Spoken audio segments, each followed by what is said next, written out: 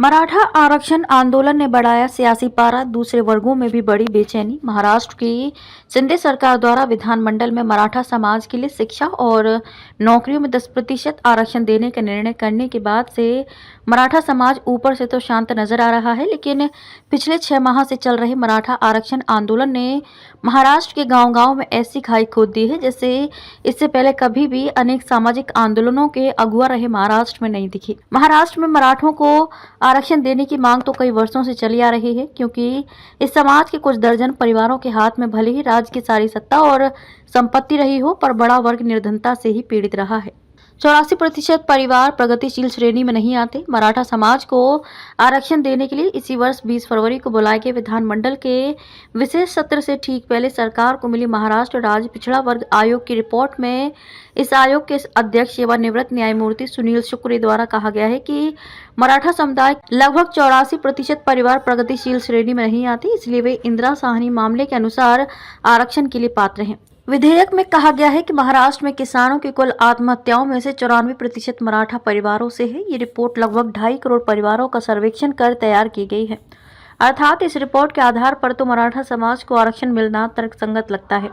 सरकार ने आयोग की सिफारिशों के अनुसार मराठों को 10% आरक्षण दिया भी, लेकिन भेद पैदा हो रहा है। मराठा आरक्षण की मांग ओबीसी कोटे के तहत किए जाने को लेकर जरांगे कर रहे हैं। मराठा समाज को आरक्षण देने की मांग पिछले 6 माह से बार बार अपनी मांगे बदलते मराठा आरक्षण के लिए आंदोलन कर रहे मनोज जरांगे पाटिल ओबीसी समाज के लिए पहले से लागू 19% आरक्षण के अंतर्गत ही मराठा समाज को आरक्षण देने की मांग कर रहे हैं।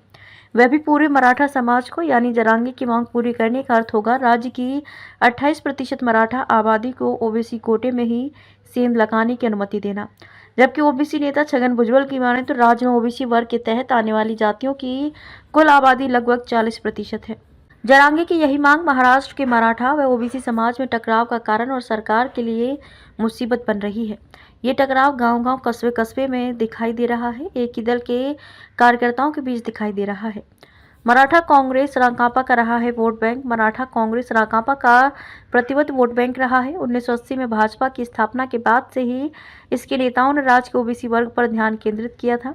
भाजपा नेताओं ने माली, धनगर और वंजारी समाज के 3 नेताओं क्रमशः नासा फरांदे, अन्ना डांगे और गोपीनाथ मुंडे को आगे कर माधव समीकरण की रचना की थी। शुरुआत में छगन भुजबल जैसे ओबीसी नेता शिवसेना में थे, इसलिए शिवसेना का वोट बैंक भी कमोबेश ओबीसी वाला ही था। लेकिन अब तक राजनीतिक रूप से आमने सामने होने के बावजूद मराठा और ओबीसी में टकराव की ऐसी स्थिति कभी दिखाई नहीं दी, जैसी मनोज जरांगे पाटिल के आंदोलन के बाद से दिखने लगी है।